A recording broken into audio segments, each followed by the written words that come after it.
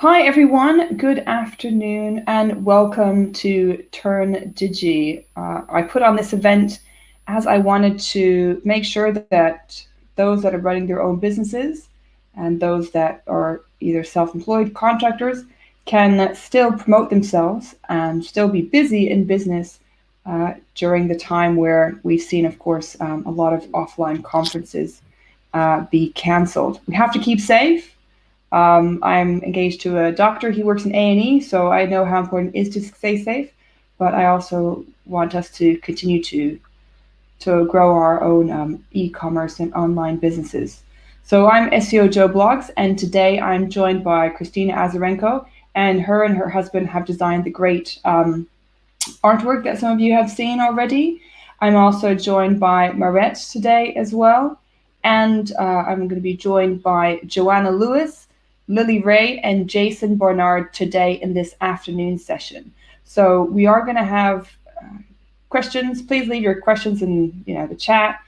Christina is going to kick off first, and then Jason and Marat will be here too. So without further ado, I'm going to pass over to Christina. Thank you very much for joining today and your artwork. Yeah, thank you. Hey everyone, I'm very excited to be here right now today. And today I'm going to talk about how to make e-commerce product pages content unique. So my name is Christina. Even though from the photo you might think that I'm rapping here, I'm actually an e-commerce and technical SEO consultant, and I help businesses thrive online and get traffic they deserve. I also created the SEO challenge course for people who want to learn SEO. I'm a speaker, and I'm building doll houses while we are all sitting in this quarantine time. During more than 10 years of digital marketing and SEO experience, I've been working with many amazing businesses, helping them to get more revenue via using organic traffic. And I've been also featured on many industry blogs. And some of you might remember me speaking at the Women in Tech SEO conference back in March. And at that conference, I was sharing these amazing statistics. It said that by 2040, around 95% of all purchases are expected to be done via e-commerce. Given the situation we are living in right now, I think that it's pretty safe to say that it seems we are living in 2040 right now, right? Because the thing is that many offline businesses are transitioning online, and also customers prefer online experience to offline experiences. So I think that it's really important because even when the sooner the better this situation ends, still many people will prefer offline experience to online experience.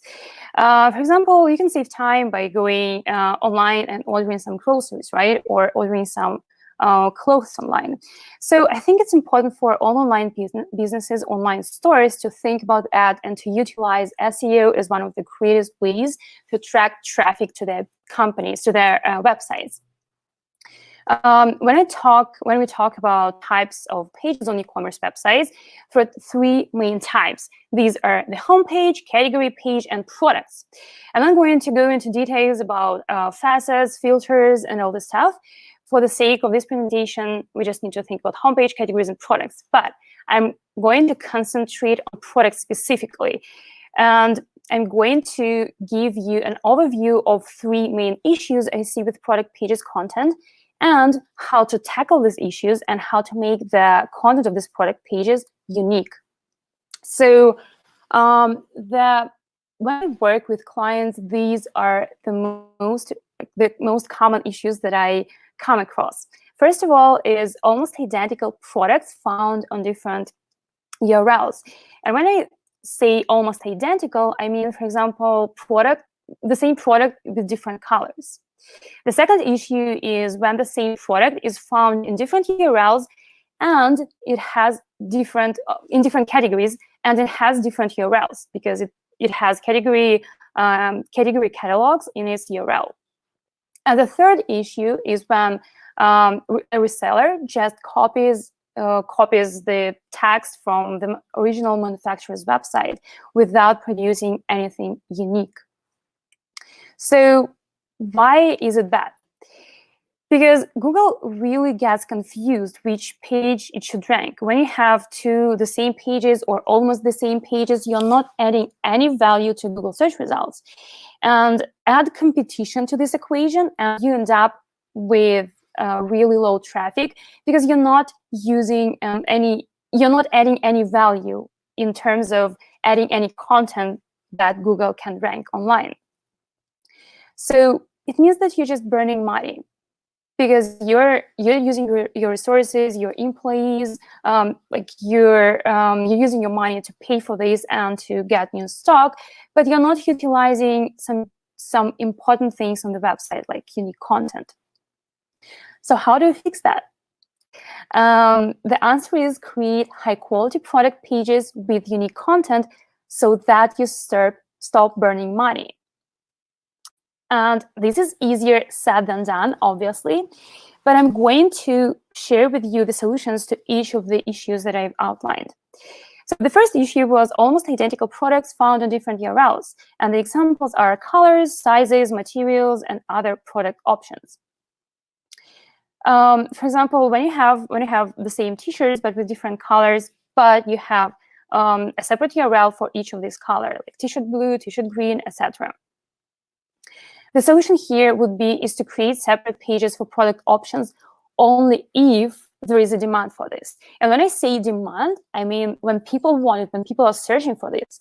Otherwise, if you're not searching for this, don't create separate URLs. Create one product and unite all the options for this product on one page. Here's an example of how it can look like. So here we see sneakers, and there are different colors and different sizes for this. If you've ever worked with Magento, there is a term configurable product there. So there's simple products which are different colors, sizes, and other options, and then you unite them under one configurable product, so that when a customer comes to the website, they can use color swatches or other things to choose the characteristics that they want. I created this simple scheme for you so that you understand when it's worth creating a separate URL for product plus option, and when it's just not, there's no need for this. So first of all, does your product plus option combination have enough demand or search volume? If the answer is no, then don't create a new URL for product plus option.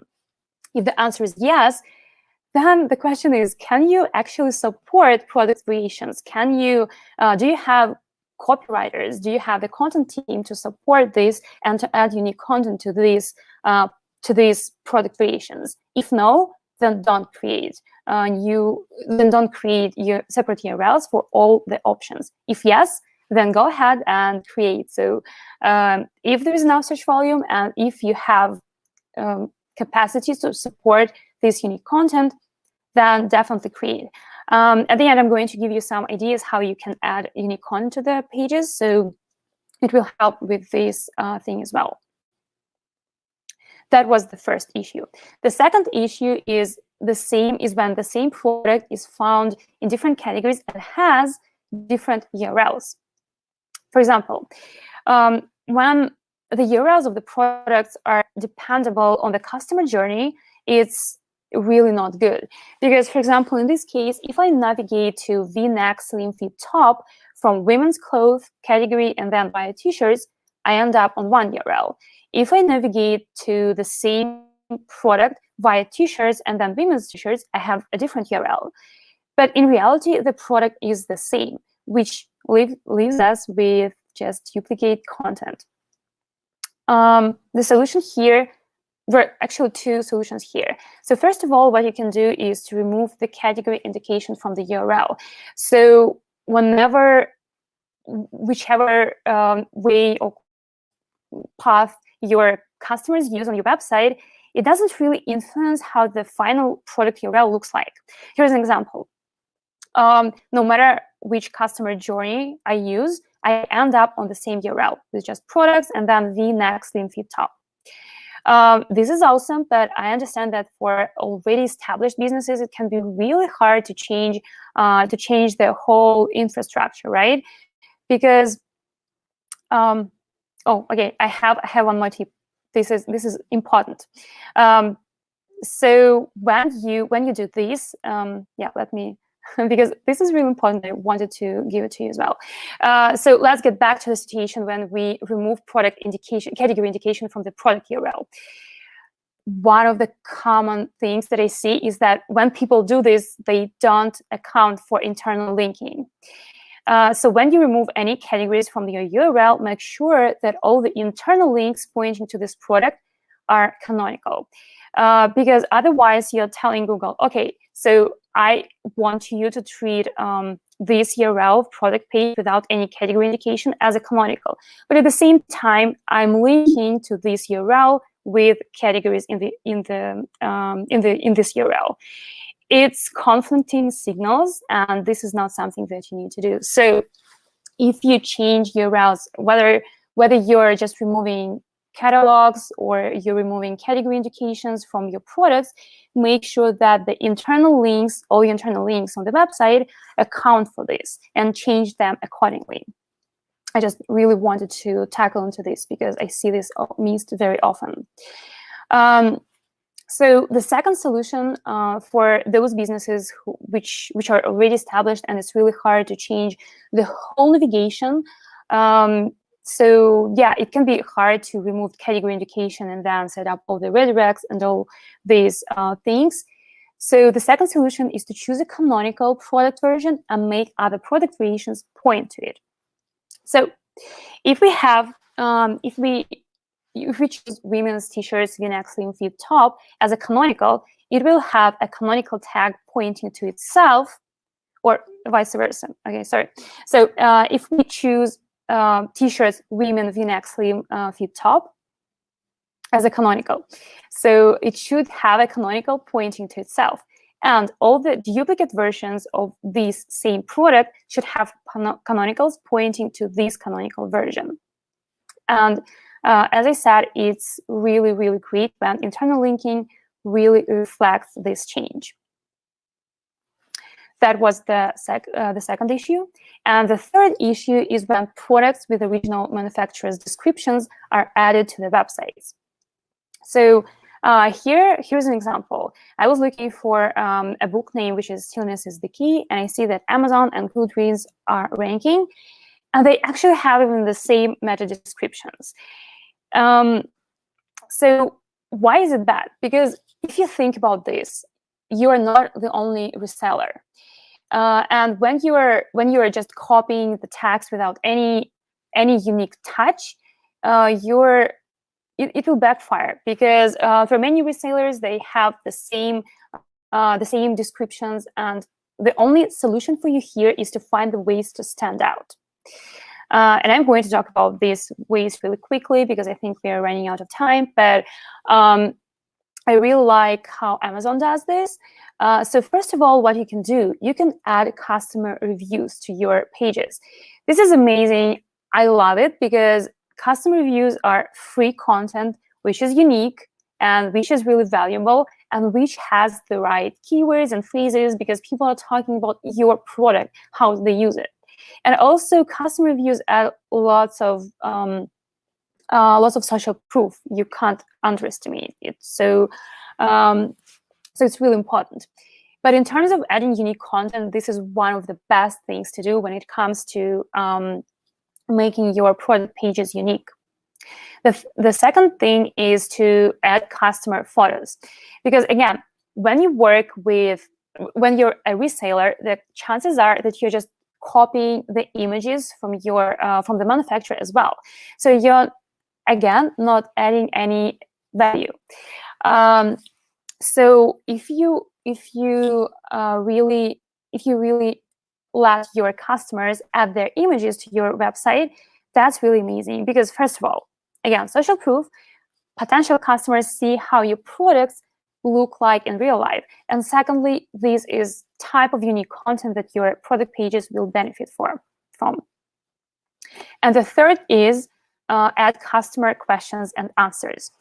You can have them either user-generated, though I understand that for some businesses it can be hard. You might not have enough, you might not have as many people coming to your website, so you'll just they will be just blank, these questions and answers. But that's really great if you can people participate in these, because again, this is like in reviews, this is a way to add unique and relevant content to your pages. Otherwise, you can add questions and answers yourself. For many ways, how you can find those, I don't have time to go over all these ways, but yeah, there are many ways how you can find the questions that your potential customers are asking.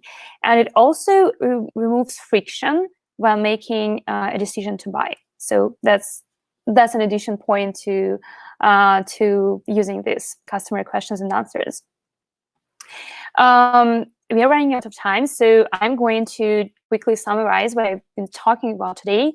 There are three main issues when it comes to unique content on product pages, and each issue has solutions. So if you have an issue with almost identical products found on different URLs, then make sure that all product variations are found on single URL, unless you have sufficient demand and you can support creating different pages. You can support it with adding new content to it, unique content. The second issue is when the same product found in different categories and has different URLs. You can either remove the category indication from the product URL, or you can choose a canonical product version and point all the duplicates with the canonicals to this canonical version. And third issue is when there are products with original manufacturer's description. You should find the ways to stand out. You add reviews, QAs, and any kind of unique content you can do. So here's an announcement. Also, I hope that it was really helpful for you.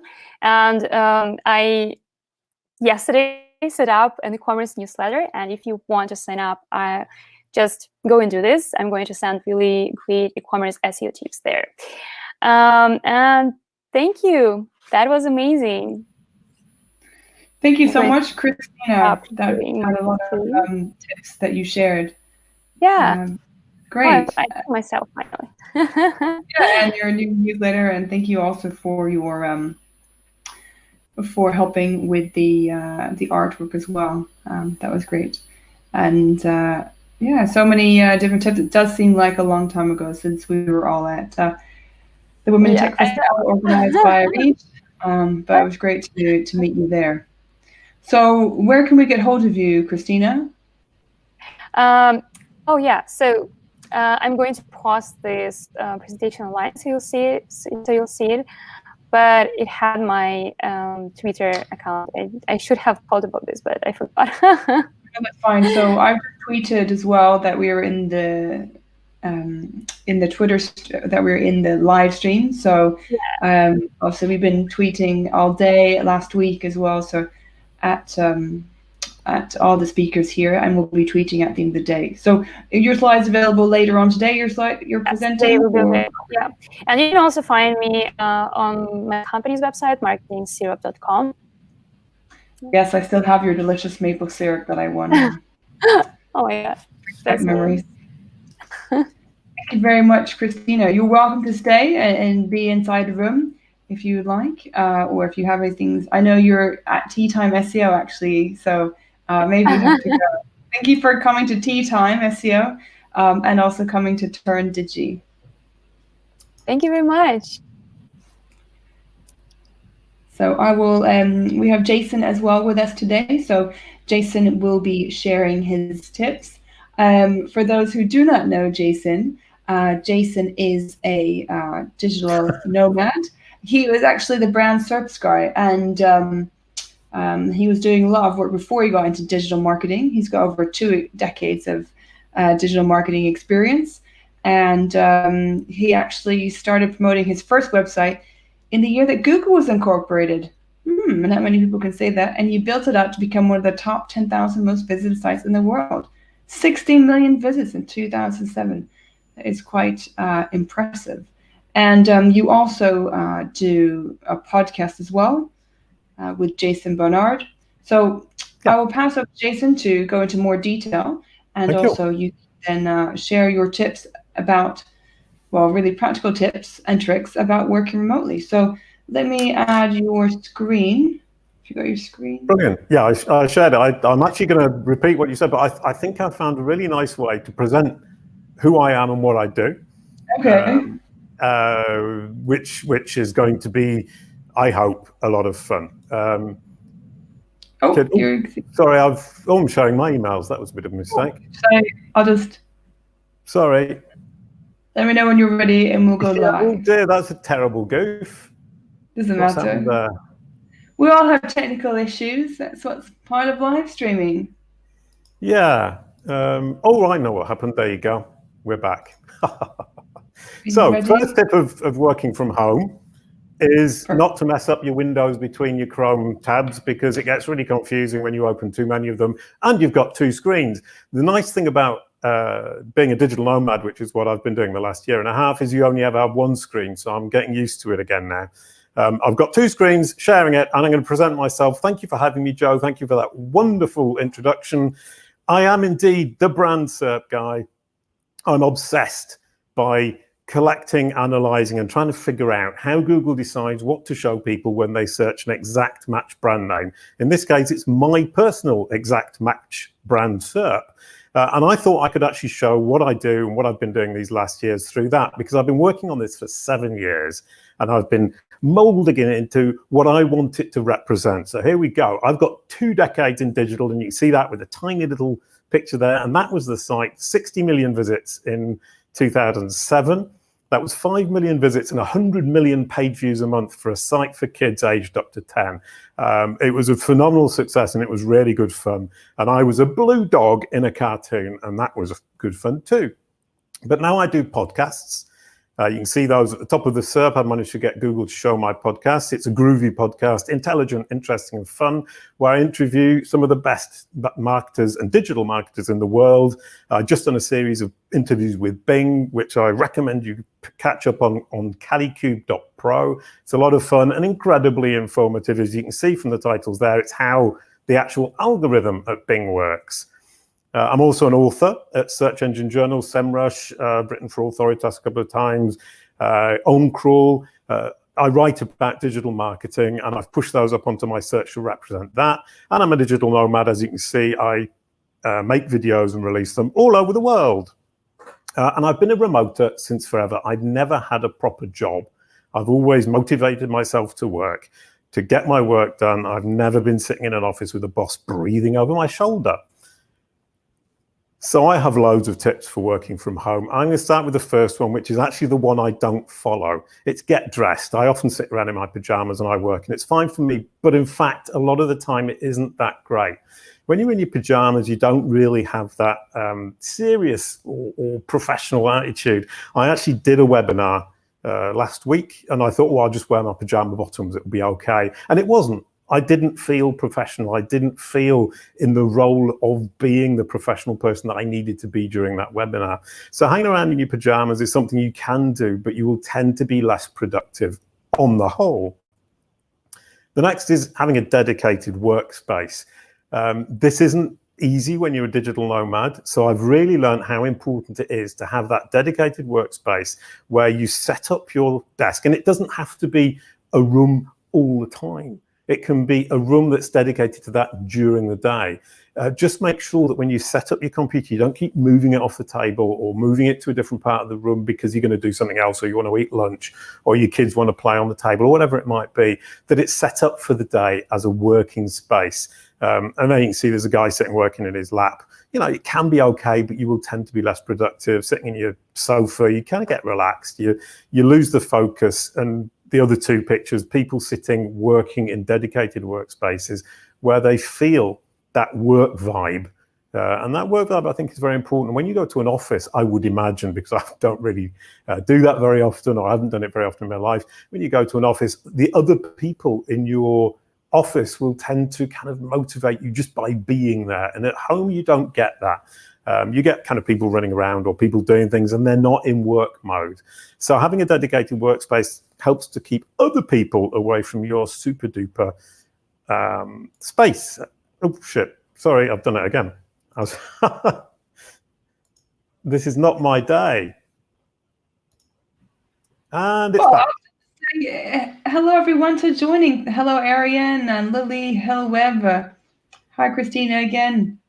We'll take you back to your presentation. We were in our dedicated working space, and once we're in the dedicated working space, it's like driving. I think when you're driving down the motorway, you listen to the motorway radio, and they always tell you every 2 hours take a 10-minute break, and it's true for working too. You get, if you do manage to get that dedicated working space and you're really into your work and you're kind of digging down, and it's tempting just to keep going, especially if you don't have any interruptions. But it's important to force yourself to stop and take a break. And the break can be talking with people over a coffee, or looking out the window, which is what I tend to do a lot, or going out into the garden, picking oranges with your children if you happen to live in the south of Spain, for example, or having a game of backgammon. Now, the game of backgammon is a nice example. It's important not to start, especially with kids, a game like Monopoly that's going to take hours and hours, because you're going to create loads of frustration with everybody, because you go, 10 minutes, I've got to go, and it's not finished, it's hardly even started. Maybe you can play backgammon faster, I don't know, I don't play it, or lightning chess, or a game of cards, or Snap, anything. But it can't be too long, because you're going to create bad vibes with everybody in the house if you start hanging out with people and you break it off before it's actually finished. Another thing that I haven't put on this screen is don't do something on the screen. If you're working on a screen all the time, which you will do remotely, it's a bad idea to take your break and go on another screen. Don't watch telly, especially, because telly will get you'll watch something and it will end up watching it for half an hour and then maybe an hour, and you won't get back to work. Avoid screens, look out the window, go out in the garden with your kids, picking oranges, play a game with your kids, do something that's completely distracting from what you were doing on your computer. Maintain a routine, going to and coming home from work. I've been using for this is the first time in my life I've done a slide deck using stock images, and I had quite a lot of fun actually finding these images. And that's a guy going to work and a guy coming home from work. Doesn't look like it, but I thought it was as close as I'd get. When I had a family and I was living in Mauritius and I could go out and pick bananas, not oranges but bananas, I would leave home in the morning. And when I came home, I would sing, home again, jiggity jig. And that would break for my daughter the day between the moment I left and the moment I came home. And I had a little song in the morning, a little song in the evening, and it really made that clear that it was a working day. And it made it clear for me as much as it did for her.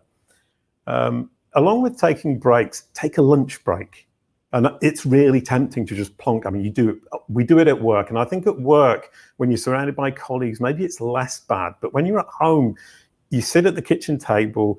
It's a good thing to get your mind detached from what you were doing before. It's like those 10-minute breaks. And here I've done my beautiful images of somebody sitting around with their family, somebody else sitting on their own, being incredibly zen, looking out the window once again, eating a bowl of cereal or something. And then two people who I felt were kind of rushing their lunch and they were getting through their lunch to get back to work. Bad idea. Take the time to sit down. And I get itchy feet or itchy fingers and I want to get back to work, but I force myself to sit and talk about something that isn't work with somebody who isn't involved in the work. Right now I'm staying with my daughter. She talks about her degree. I kind of think, oh, I've got these other things to do, and I force my brain to stop thinking about where I work and pay attention to what she's talking to me about. Good for human relationships too, by the way. Be honest with yourself about all those coffee and snack breaks. I only do the top two. I take a coffee break, take a snack break, don't smoke cigarettes, and the one at the bottom I don't get. People say, oh, I took a break to start cleaning and I didn't get back to work for an hour and a half. Why would anyone want to keep cleaning? It's nuts. But I hear people do it, so I put it in there as the fourth option. What I'm saying is don't do it. Don't stop yourself going to get a coffee if you really want a coffee, but be honest with yourself, because when you're at home, it's really tempting to say, oh, I'm just going to have a coffee or I'm just going to have a snack. And you don't really want a coffee or a snack or a cigarette or clean the house.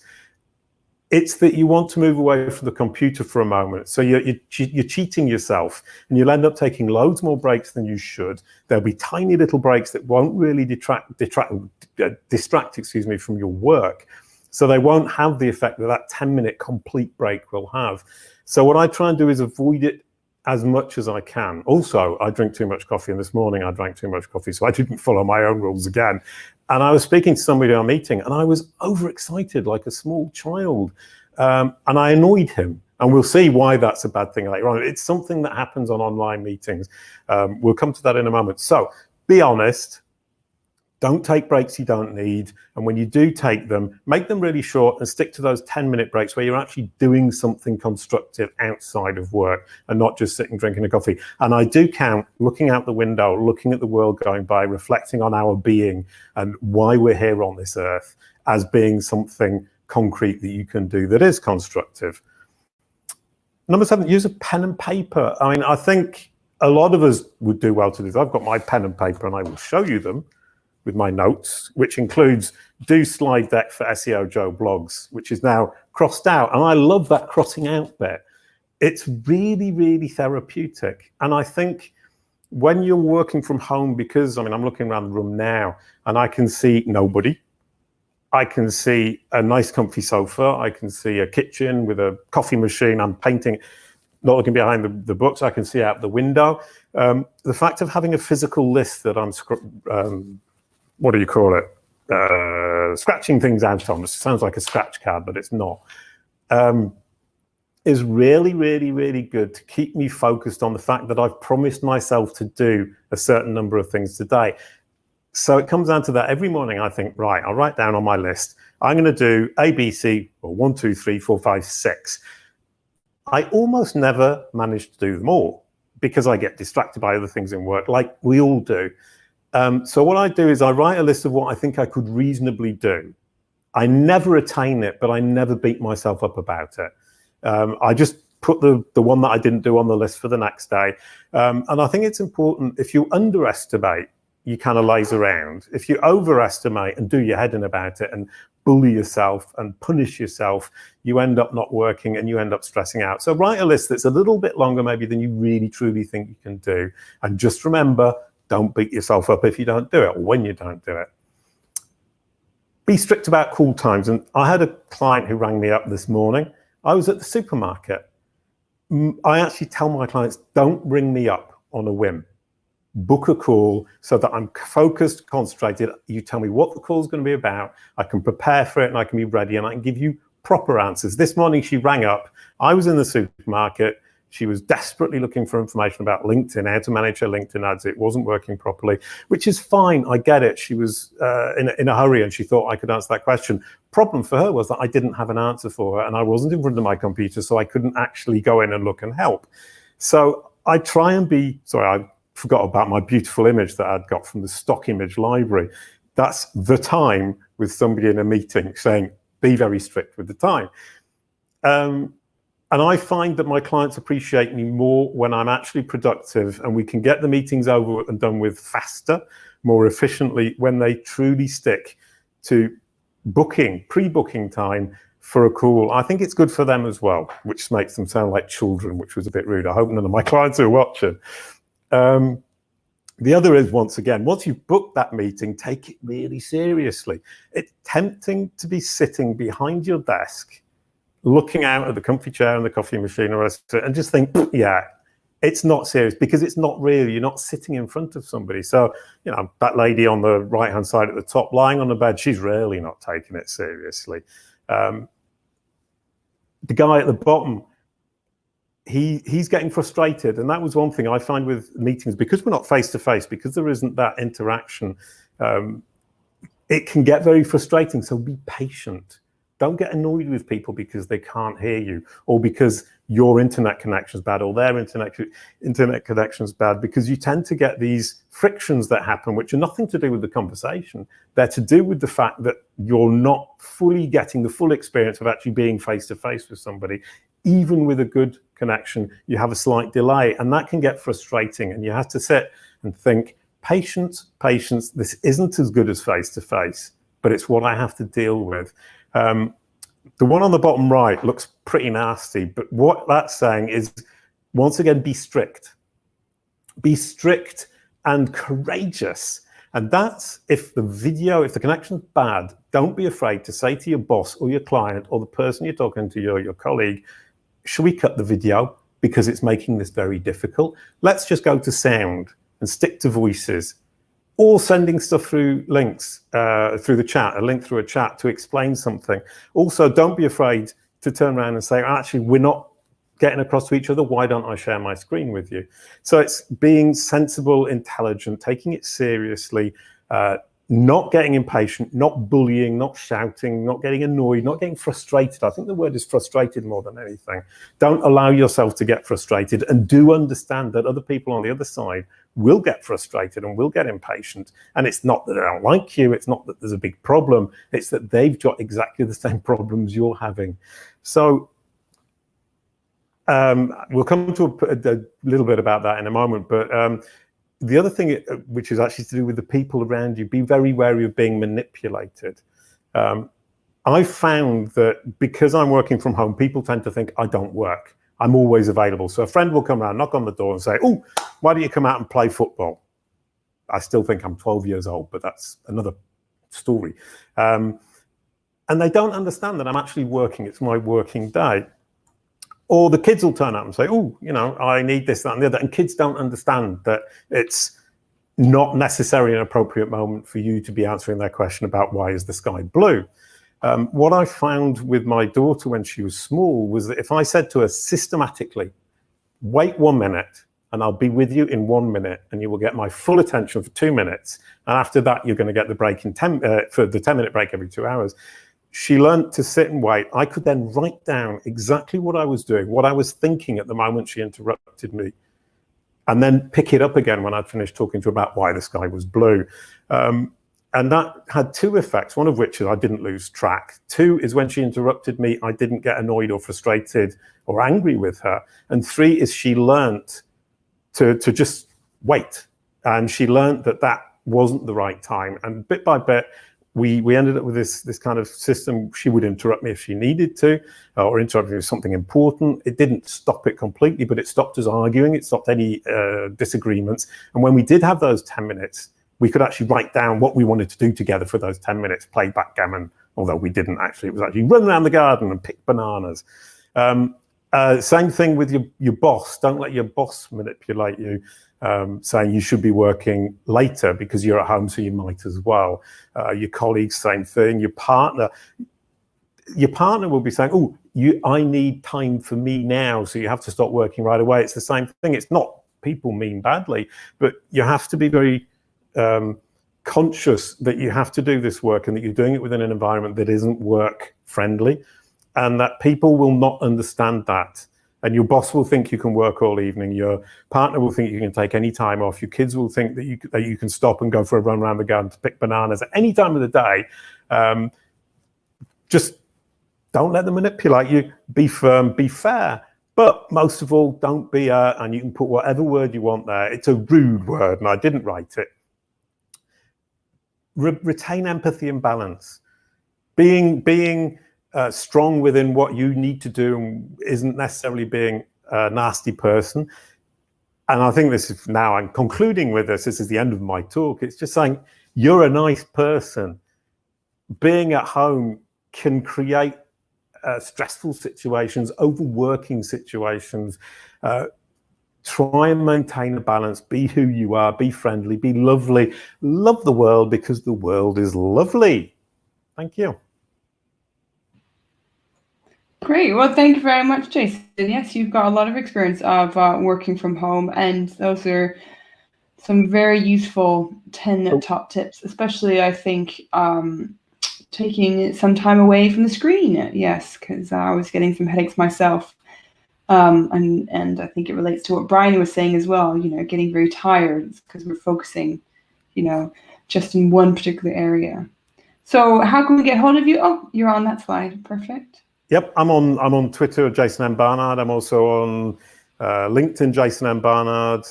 I was on Facebook, but they blocked my account because it got hacked from somebody. And that is an interesting thing. I had a domain name that I used 15 years ago. And I thought, oh, I'm paying every year for this stupid domain name, and I let it expire. Somebody picked it up, figured out that my name's Jason and that my domain name might well be attached to that, and I used it as a recovery email for Facebook. So, piece of advice, if you let a domain name expire, do remember to go and get rid of all the recovery emails that it's used as on all the accounts, because you can get caught out quite badly. And I only got Facebook, but it could have been a lot worse. Yeah, well, good tip. a tip that's got nothing to do with remote working. Oh, but everyone's been saying that it's something to keep well, I pay a lot for domains as well, so sometimes you're like, oh, maybe I'll just stop paying, and yes, you forget that bit. Yeah. Well, I've Can got I some give great comments. a tip about? Oh, we got some questions. I was going to give a tip No, about remote. You can get some tips. No, we don't. We just have comments from Christina. I read, Maria saying some nice things. Luke, his son likes to vacuum like my nephew does. Tim is locked away in his office. He can hear us screaming kids in the background. Because he said you had some great tips about that. Joelle, great tips, Jason. And what was the next thing you wanted to say, Jason? Well, I was going to give another tip, which is something I've learned not from being a remoter, but from being a digital nomad. And I spent a year and a bit on the road. Hotel Wi-Fi is awful as a rule. Yes, rubbish. Telephones are actually amazing. I'm doing this webinar on my telephone, not literally, I've got a computer, but it's the Wi-Fi connection from my telephone. And the connection is very fast, very stable. And it means that I don't have to tell my daughter, don't watch the telly while I'm on the webinar. Don't talk to your friends. Once again, I'm avoiding any kind of conflictual situation with the people I'm sharing my home with. So kind of tips like that, as well as saying your mobile phone might be surprisingly fast and surprisingly stable. And it isolates you from everybody else and means that you don't get frustrated with them and they with you, because you're sharing, hogging, stealing, taking over the entire Wi-Fi. Excuse me. Yeah, I was trying to think up lots of different adjectives for it. But, well, thank you, Jason, for all those tips. You're more than welcome to stay in the room.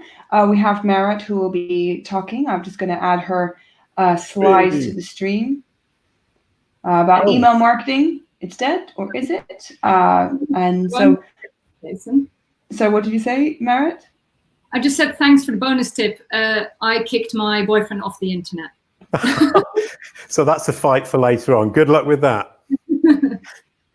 Yes, well, thank you very much, Jason. And I just wanted to say an brief intro to Maret. So Maret is the founder of she has her own business. So Jason also has his own business. So Maret's the founder of Mobe Digital, an SEO and marketing automation agency, working in CRMs to make the most of database and offer the useful information to those on the receiving end. And Maret actually, like Jason as well, spoke at Search London. So Tim's in the audience as well. We're running Search London, well, pausing for now, but they both have spoken. So I will pass over to you, Maret. Great. Thank you so much for that kind intro. Yeah, email marketing is dead, right? Same as SEO, or is it? So first of all, hello. Thanks for joining. Thank you, Joe, for setting up an amazing day. We've been talking about it pretty much since lockdown was nearly starting. And yeah, it's been an amazing day. I've learned loads so far, so thank you so much. I'm not going to do a very big intro, but if you want to learn more about me, just come and find me on Twitter at It's Maret. I'm just going to go dive right in because I've got quite a lot to say. Is email dead? Well, in my opinion, email marketing isn't dead, but the times where marketers bought lists of email addresses, sending out blanket emails that should cover everyone, that is dead. It's the same as cold calling, people selling stuff at the door and flyering. These methods are outdated. They don't keep your potential customer front of mind and just send a very generic message. So I want to talk about 4 areas to keep in mind when creating your emails so that your email marketing is set up as strong as possible. Let's start with people. Now, as you can see, this quote actually says a lot about why we should think about our audience. Recipients are 75% more likely to click on emails from segmented campaigns than non-segmented ones. I'm sure that you will have a client or a stakeholder who is a little bit like this. Give me 1 million email subscribers. There are plenty of companies who have huge databases but very low engagement on their email. So it's time to get cleaning. Who is your target audience? Who is already buying your products? But also who has read your emails and who engages with you on social media? And to start getting a picture, sure, there are things like age and gender, but let's build a better picture. There's plenty of ways to work out more about your audience from a demographic point of view. Things like, are they married? What kind of income range are they in? What sort of education have they enjoyed? Do they have a big family? Do they see their family a lot? But also, how do they take information in? Is it through books?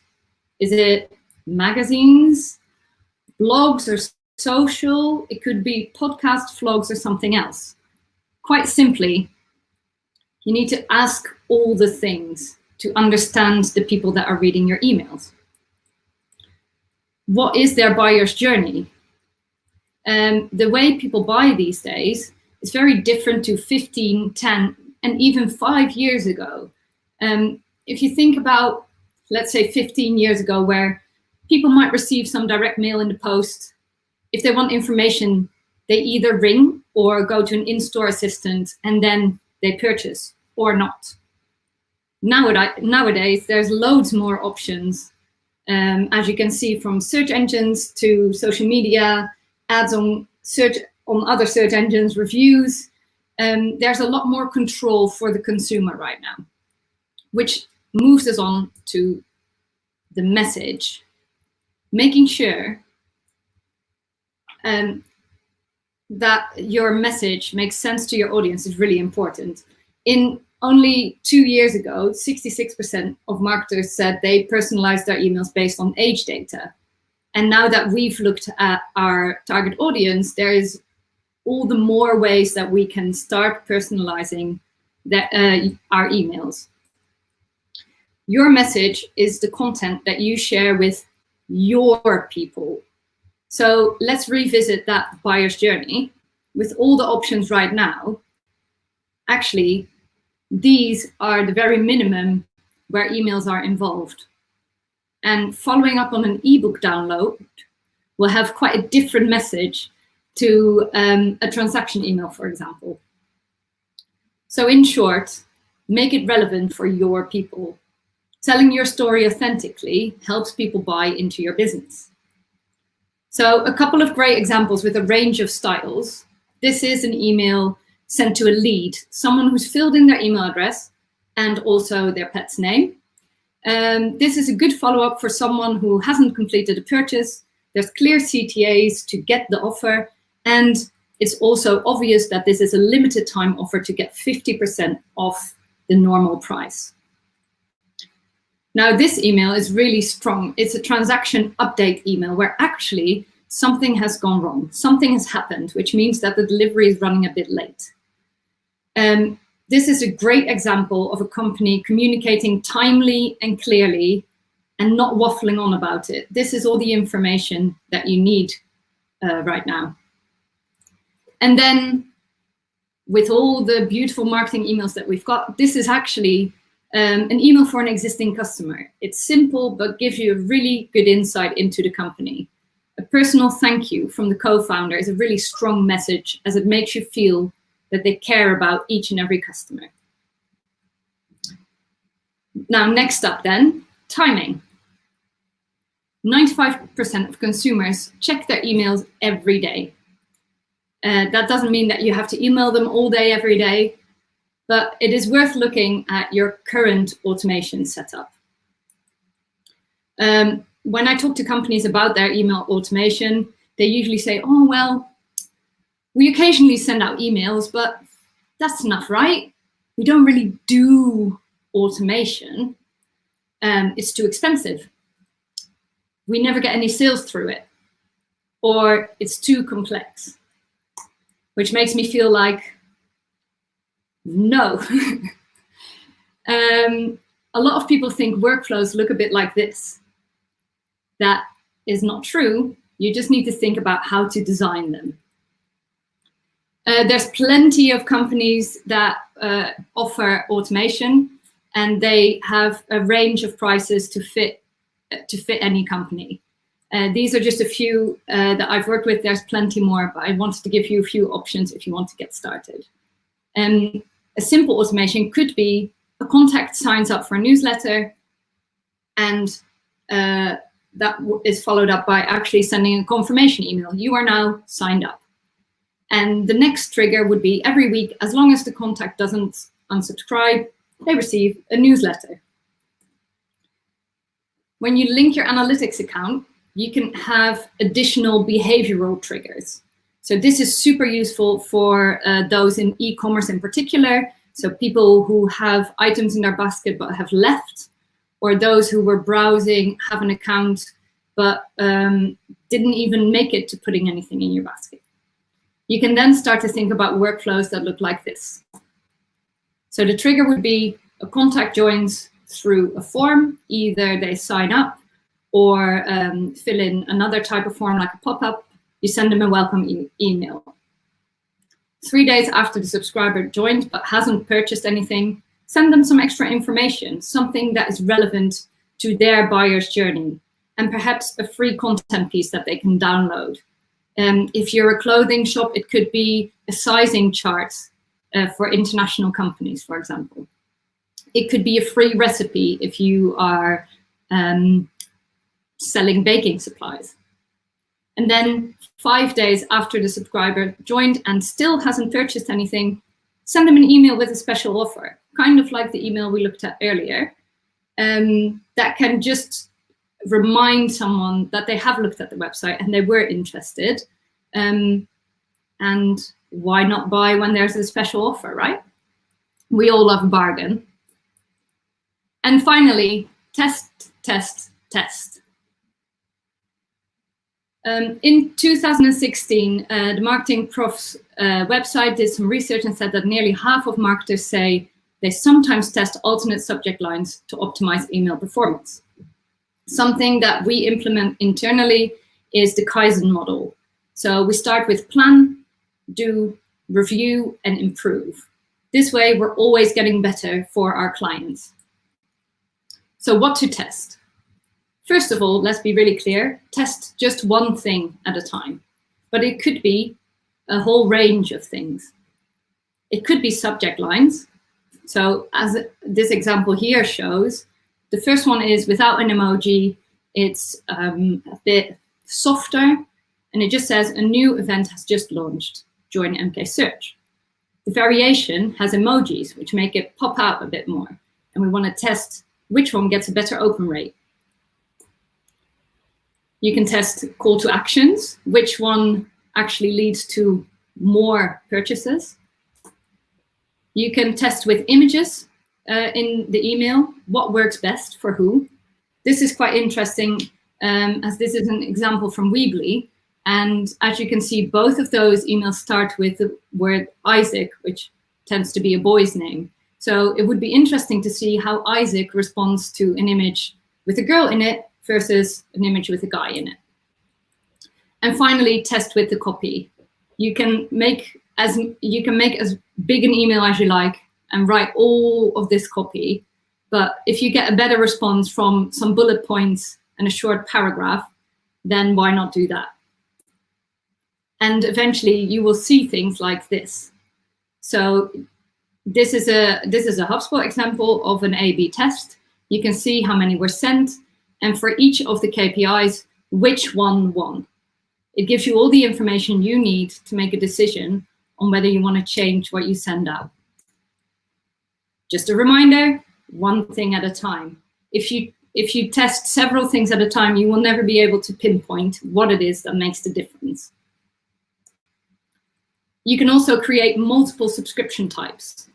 For example, based on content. Some people might only be interested in industry news or events, whereas others might want to receive it all. And you can also do that based on time scales. For example, send out a weekly newsletter or a monthly one. Why not do both, or ask your readers what they prefer? So in summary, and I feel like I've smashed through that. So if it was too fast and you have any questions at any point, just hit me up. You need to get the right person with the right message at the right time. Also, keep testing to get it even more right. Any questions?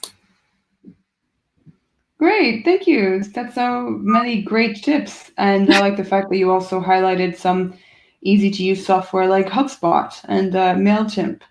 And let's go have a look at our comments. So Ari said you are the email expert. Christina, yes, 100%. Azima, could you automate a way for the CEO of pretty much every single company to stop emailing us off? I think.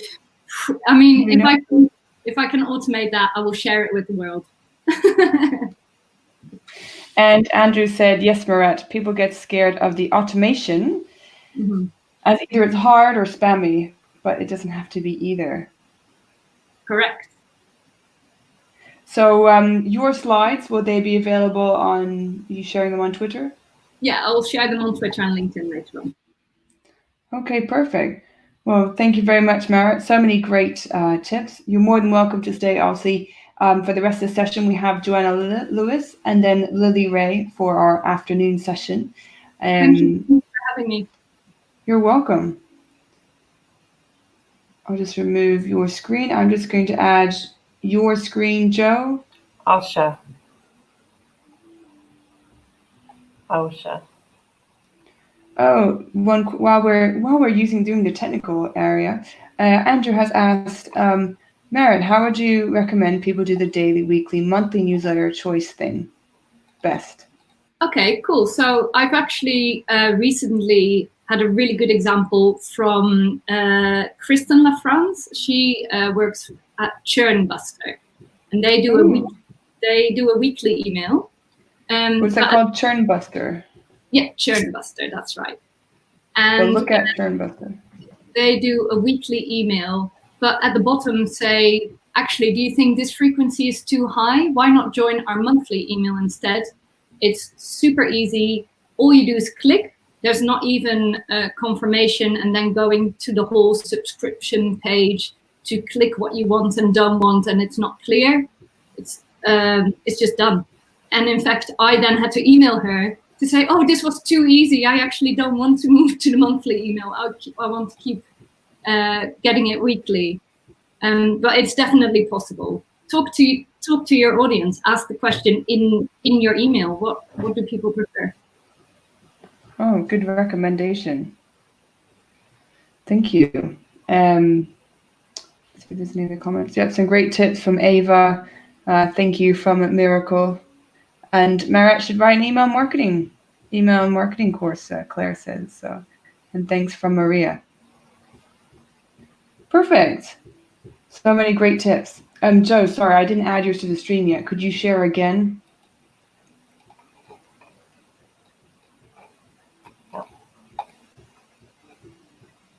There we go. Well, great, perfect. So, Maret, you're welcome, as I said, to stay with us. If you want to join the chat off, then that's great too. And I'll just welcome in Joanna Lewis. So, actually, Joe and I worked together 10 years ago back in an agency. So it was eye level. Yeah, and then you. I'm just getting your bio ready. Yeah, because. So Joanna was working at iLevel for a number of years. You also worked at iProspect. You've done paid search and analytics. And now for the past 3 years, you've been working on your own company, SEO Eskimo. Yeah, that's right. And it's a pleasure to be here today. And I guess one of the things I've fallen into in my freelance career is technical SEO more than ever. So I feel like technical SEO is kind of the area I've kind of been pushing more than anything. And migrations is obviously a big part of that. And so I kind of jokingly say that e-commerce migrations are about the closest I get to going into space and getting to come back, because we all know that SEO migrations are a very tricky business, especially with e-commerce websites. So I thought it would be interesting to talk about something that I'm going to be working on, at the moment, in the lockdown that we're in. Yes, so I was just going to say your topic is executing an international migration for SEO in your dressing gown. Yeah, have you got my slides up? Can you see everything okay? Yes. Perfect. So I think Jason's presentation and Christina as well was both very interesting. I think one of the things before I dive into this, firstly, 27 domains, 22 languages, 3 realms, and 4 dressing gowns. So going back to what Jason said about making sure that you're dressed with the proper attire, this was a decision I had to make at the beginning of this project, certainly midway through, when it became very remote. What I discovered, and it was an experimental process, was that by ensuring that you pick a canonical dressing gown and that the others all reference that dressing gown in their source code, you won't have any duplicate content issues, and you should be able to concentrate. And so this is my canonical dressing gown. Let's have a look. Yeah, this is my canonical dressing gown. Okay, so this is the one that ranks in Google. And it's getting a lot of traffic at the moment, which is perhaps you can tell from how it's being worn. But yeah, so I just want to talk about the where we're at, because I think we will this is a very kind of SEO focused talk that I'm going to do. I'm not going to go into absolute technical nitty gritty, but just to give you an idea of what a complex migration looks like at the moment when we're all locked down.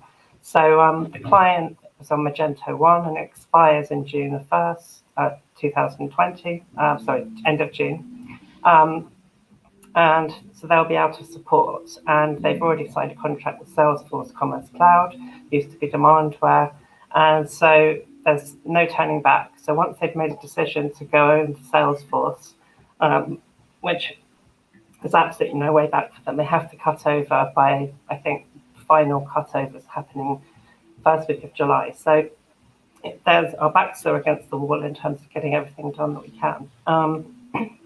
Otherwise, they won't be able to trade. I just want to point out that my company and myself take no responsibility for your dress code, unlike Jason. Always seek professional advice, especially at the moment. So a little bit more about the client. Working for a very well-known brand. They have many retail stores around the world. So they have footfall.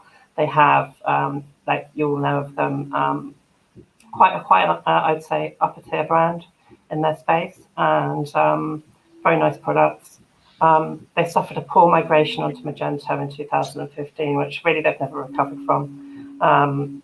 I'll talk about some of the issues that they've been suffering from now, which is really just an appalling URL structure, which they know about and needs to improve. And we are making drastic improvements for the new platform. And just a real kind of heterogeneity of optimization across different locales, which is kind of just makes things really hard to analyze. So it's actually impossible to know, for example, what an equivalent page in the US is on the UK site. You just won't be able to necessarily tell from the URL. Things like that, which make analysis very difficult. And they've had some real difficult technical constraints with the platform. So this is a big upgrade for them. So we're going to start working on this in November, but we started kind of like early February, late January. And I would say that, with the complexity of the migration and everything, that's probably just about enough time, but only just. So it's quite a tight job. And international multilingual migrations with these kind of tight deadlines are very hard to execute during a pandemic, which is a reality. But we're managing it, and I think that's one of the key points I want to make, is that we are actually doing some fantastic work. I'm really impressed with the people that I'm working with. This is the schedule. We're kind of cutting over round about where the red line is, and we're doing a phased cut over. So we're cutting over sites every few days, and then we'll be looking back and monitoring the ones that have cut over to ensure that everything's working properly. So this has its advantages. Phased cutovers, I think, are a good idea for international migrations, but they are hard on people, I think it's fair to say, because there is going to be, a sort of 6-week period or so where everyone's kind of just looking backwards and forwards and left and right at the same time. But at the same time, at least you get to check everyone individually. I've done international migrations before with lots of domains or lots of international subfolders.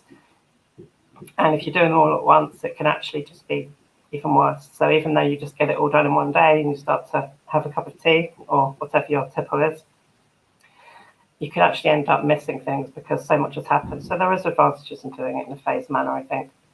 But it's certainly going to be a high octane time really from now onwards until midsummer. So as I said, globally distributed teams, lack of uniformity of URL structure, multiple implementations, many languages, a global pandemic. So we've been through that. So one of the main things that we've had to do is prioritize for MVP. So minimal viable product is a term that gets thrown around a lot, obviously, in these organizations. And this is the big challenge. So when we're doing a migration, people want to enhance things, they want things to be better, and they should be. So where possible, we try to make improvements, and that's for sure the case.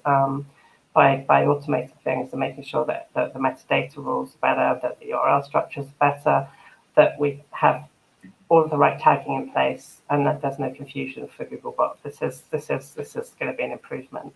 But we're also you have to prioritize what you've got. So looking very carefully to build a set of data which is very much showing very clearly what the important pages on the site are, which have value, which have link equity, which have traffic from Search Console. So using Search Console's API to get that data to make sure that especially on a large website, to make sure that every single page has all the queries that are associated with it captured. It's been really important beginning point. And just trying to understand that retention is always the key in a migration for an SEO working on a project like this. Automate everything that you can is a big tip. Obviously, automate metadata rules. Automate any content you can. If it's, assuming that you can just, if you have it in a database somewhere, just make sure that everything you do is automated. A lot of our redirects are automated, so we're trying to find clever ways to map from the back end to the new codes and the new platform. That's really important because you can't manually map necessarily thousands and thousands of pages that have value. And so as much you can do to cut through that with automation, the better. And ensure you get a chance to test absolutely everything. Well, we were recently told that we couldn't test redirects ourselves, for example, and we absolutely refused to accept that. Often there's a development agency in the middle, and they wanted to do the testing for that. But it's very important that we, the marketing and SEO team, that we test it.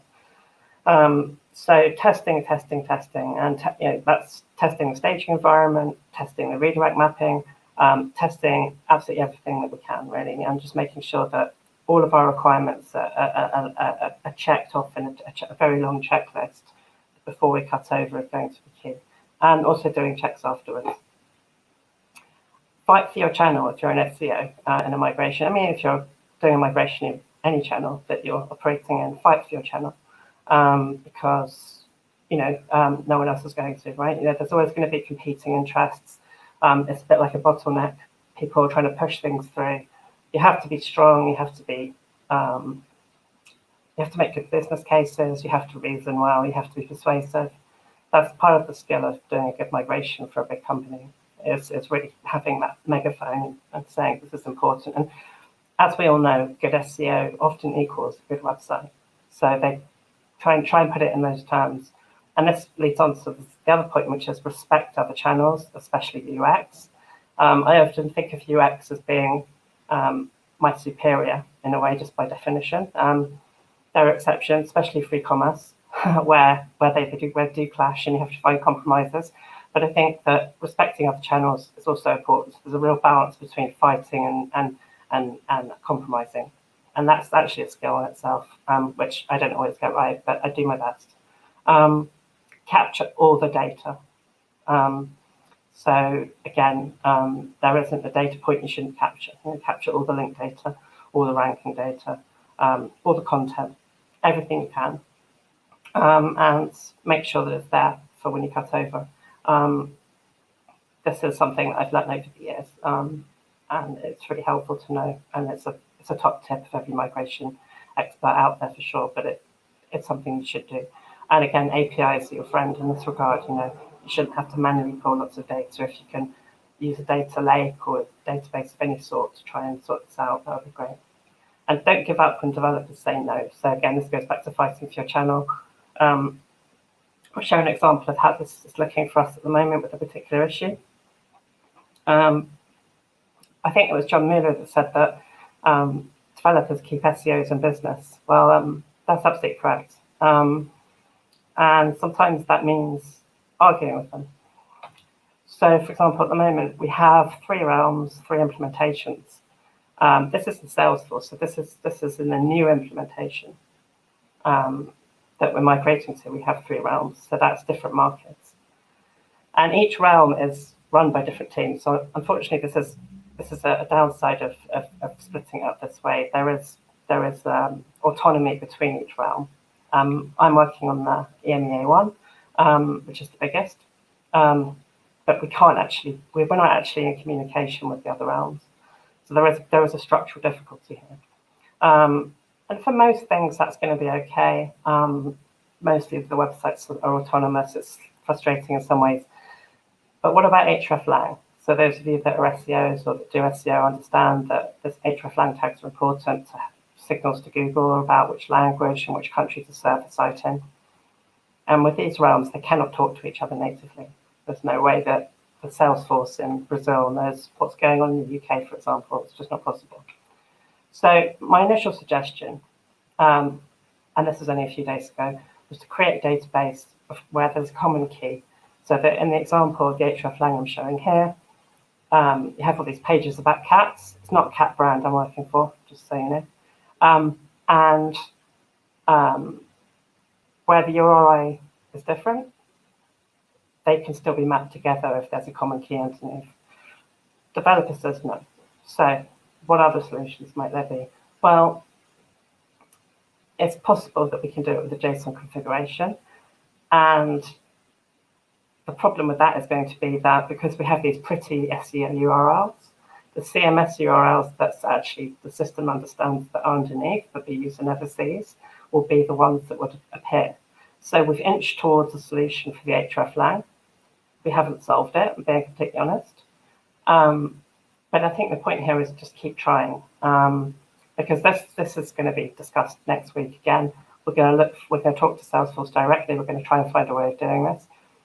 I don't wish to disparage the developers in any way. I respect them greatly, and I consider myself semi-technical, and certainly not as technical as anyone that calls himself a developer. But quite often, when they say that something's not possible, it is. So the future of work, and I think Jason talked a lot about this.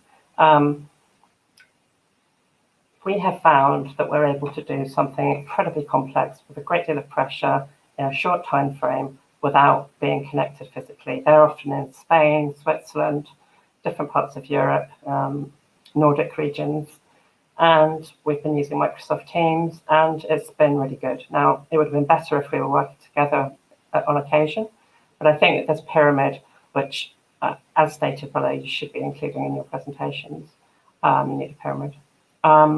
This pyramid really shows genuine reflection of the reality that we've been experiencing. That there are instances where it's preferable to have an office, and there are instances where it's probably required and we're missing a trick. But there are a lot of occasions where we haven't needed to be in an office together. And I think that perhaps one of the things that will come out of this is that people are more open to remote working, not just allowing it, but understanding its benefits on occasion as well. And top tips like Jason's earlier would really help, I think, if people understood that it's possible. Lastly, I just want to talk about reporting and data. Always use 2 data points when you're cutting over in a migration. Generally good to do that anyway for SEO. Search Console API is fantastic, but if a keyword isn't ranking in a position where it gets an impression at a given date range, it won't be included in a report. You might care about terms that have dropped down or that you want to push up that are not in traffic positions but have potential. Search Console won't always show that to you if it hasn't been seen by anybody. So using a third-party platform alongside Search Console's rich granular data is the way to go. And obviously with SEO data, it's never complete. There's always gaps in it that we have to infer. Thank you very much. You can contact me in these wonderful platforms, including my own website. Great, thank you very much. Snow Eskimo, SEO Eskimo. Yeah. I'll just maximize that again, just for my own sake. Yes, that's great, thank you. So we don't have loads of time left, but I did want to just ask a question, if you can, about how could you automate the redirects? And hello, Lily, who will be talking after as well. Hi there, everyone.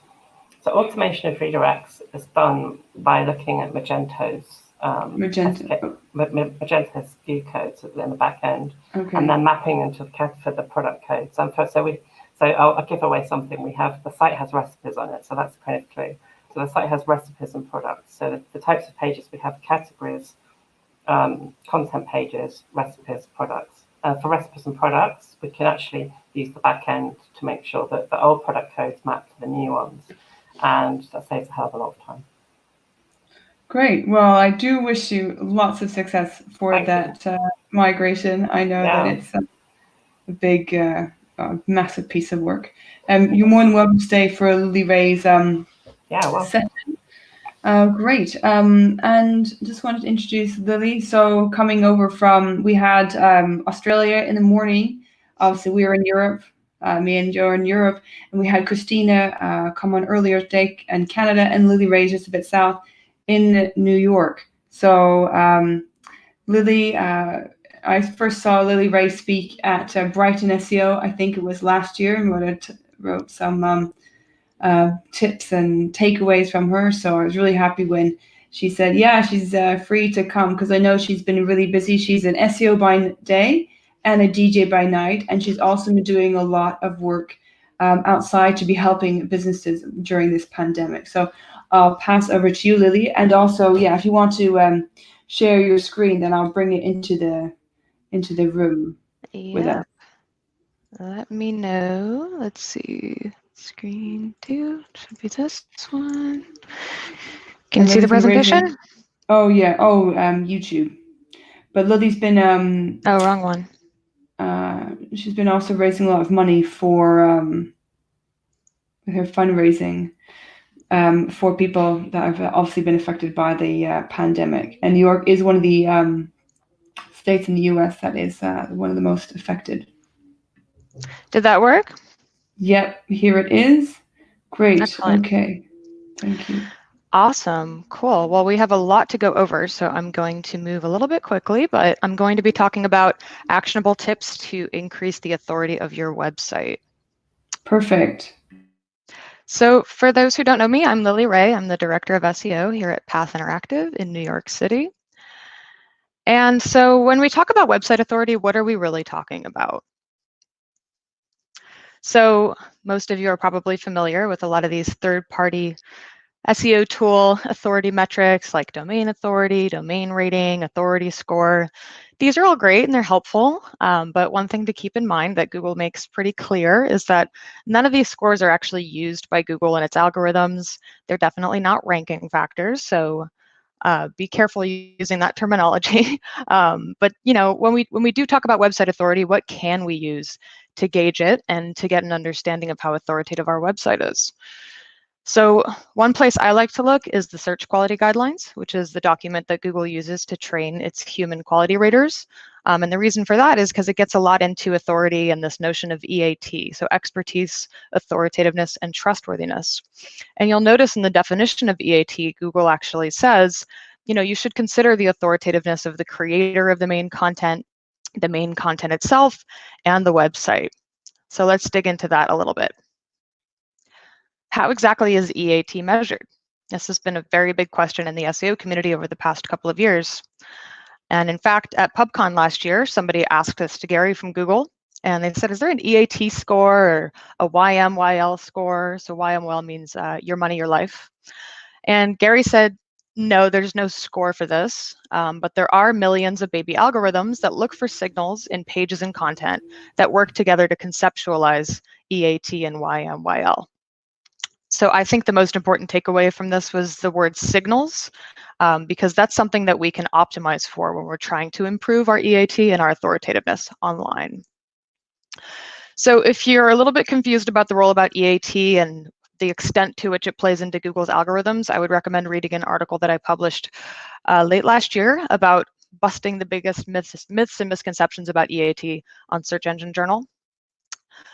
But let's get into the signals that might actually correlate with website authority. So when I'm doing these types of analyses, I just want to go through my methodology a little bit.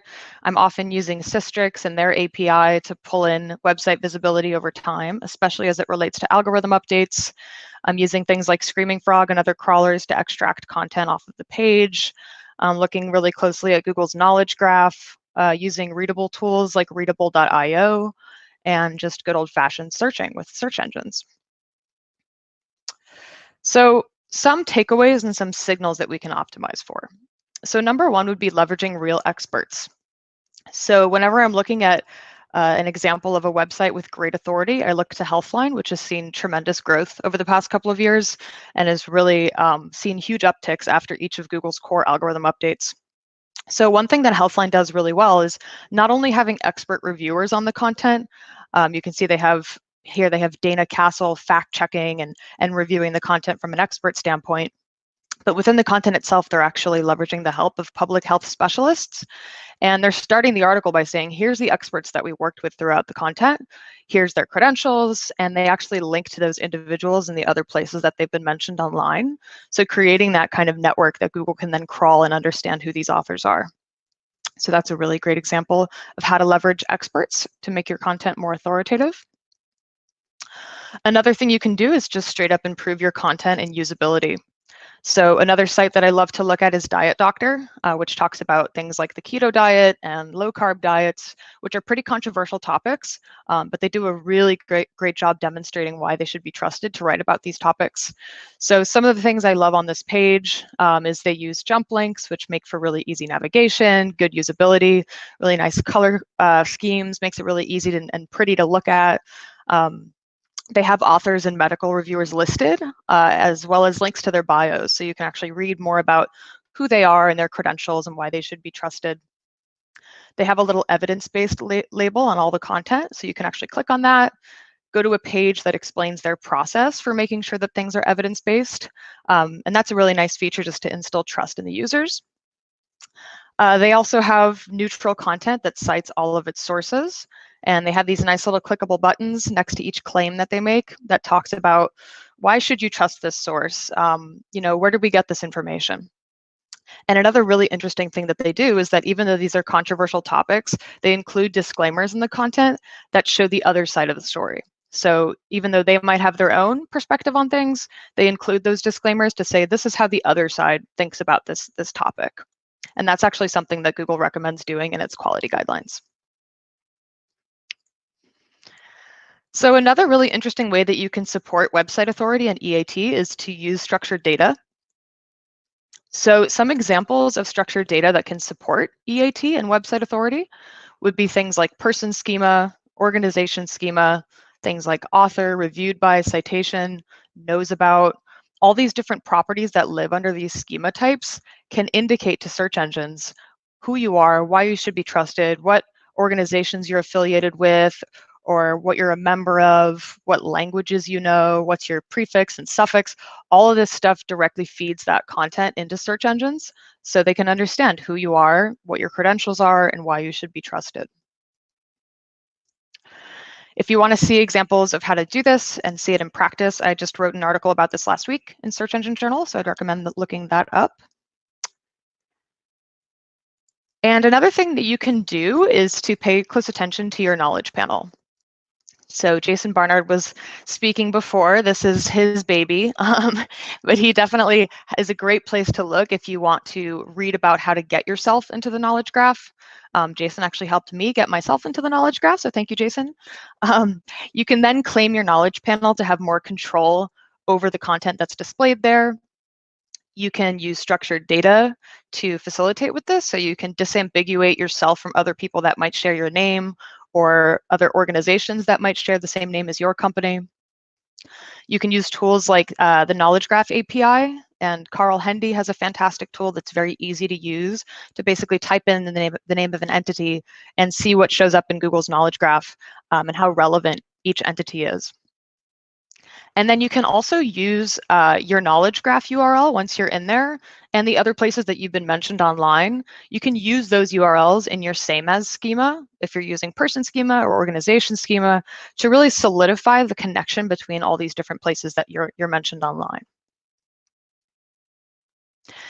And it's important to note what Google's doing with experts. They're paying close attention to these types of things. So there's this new feature called Cameos on Google, where they're actually reaching out to experts in a variety of industries, including, in this case, the nutrition space. We have some clients in the university space that have had contact from Google to film these cameos in which they answer questions as experts on the topic that they specialize in. So if you Google something like almond, you're going to see some experts at the bottom of the knowledge panel that are answering common questions about almonds. And if you look these people up, they have their own knowledge panel with information about why they should be trusted to talk about almonds. So it's pretty interesting to pay attention to what Google's doing in this space, because they're definitely keeping an eye on experts in their fields. So another thing you can do is to include more information in your about and your author pages. If you don't know where to go in terms of what should I put on my author bio page or my company bio page, one great place to look is Schema, because Google helped collaborate in the creation of much of the content on schema.org.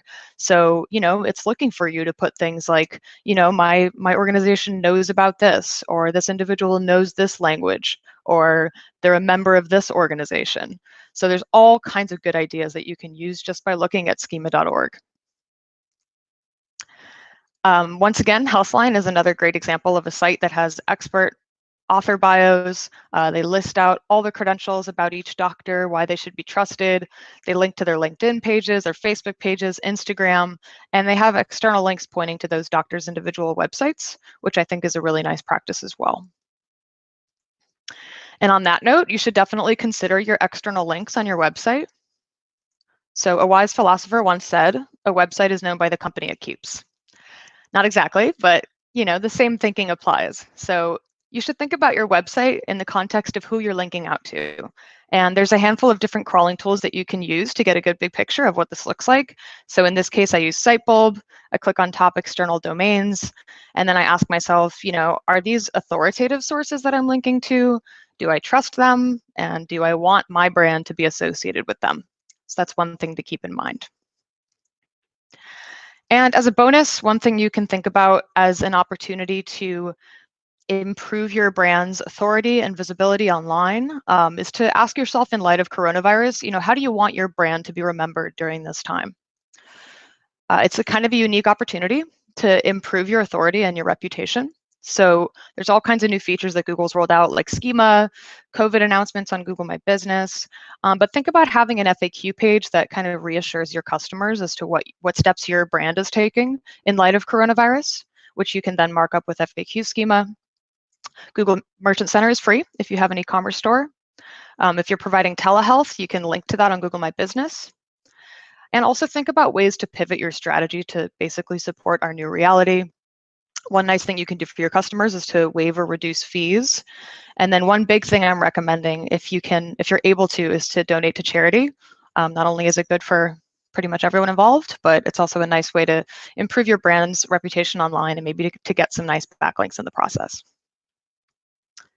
So thanks for having me. And I guess we'll jump into Q&A. Yeah, that's great, Lily. So many. So yeah, we've had a few comments so far. Lily, Maret saying, yes, the diet doctor is great. Use it all the time for those low carb meals. Kevin was asking you, okay, this is when you were saying, you have experts. So it's like, could you lie and just say that, oh, expert reviewed my blog, even though you didn't approach the expert? Yeah, I get that question a lot. I actually had a client recently say, oh, we put all these author bios and we put all these expert bios and nothing happened. It's not exactly how it works. The whole thinking, it's not like the presence of an author or an expert reviewer on your content is a ranking factor. It's more about the quality of content that you're going to have when it's actually reviewed by an expert. Because theoretically, they're going through the content, fact-checking things, updating information. So that's not enough to just put their name behind it. I would definitely make sure that they actually update the content. Yeah, and then Web Creations said, great point about showing the other side of the topic. Yeah, it builds trust when we demonstrate fairness. Yeah, I had a question really because you had some great presentation at Brighton SEO, and obviously you were doing a lot of research around the impact that these clients had after the Medic update. Do you have any time frame for if someone, for example, is updating their About Us page? It's going from, it's very like bland, doesn't really tell very much about them. Maybe it's actually a company that they set up by themselves, but they want it to be always known as, like, for example, SEO Joe blogs. Like, I don't want anyone to know that there's a team behind me. Do you think that if you ignore the fact that you do have, let's say, 20 or 40 people behind the team, then it can be detrimental to your brand and you don't actually write who everyone is in the About Us page? I think that it helps your credibility to list out the individuals that work at your company. It doesn't have to be every single person, but especially if these people have, expertise and experience, which presumably they do because they work for you. I think we're in a situation now where it's important to disclose who those people are, assuming they're okay with it. But just to kind of build up their own expertise in their fields, maybe link to their LinkedIn profile or the other places where they've been mentioned.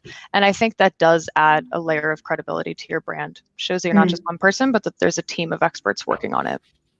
And what about if they also write for your blog? Maybe link from the About Us page, their section to their the articles that they've written.